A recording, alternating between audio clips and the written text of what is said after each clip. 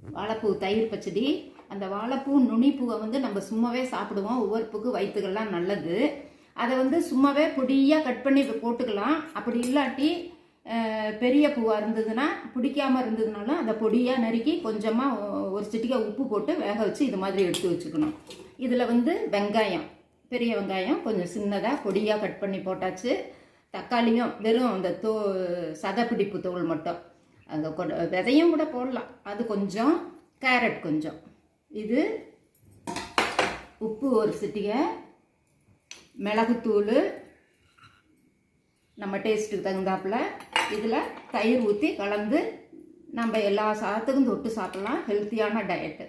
Salad மாதிரியும் சாப்பிட்லாம். இப்போ தயிர் ஊற்றி எல்லா புலவு ரைஸுக்கும் வாழைப்பூ தயிர் பச்சடி. வாழைப்பூ தயிர் பச்சடி ரொம்ப நல்லா இருக்கும். நீங்களும் செஞ்சு உடம்புக்கு ஆரோக்கியமானது. ஆமாம், நீங்களும் செஞ்சு பாருங்கள்.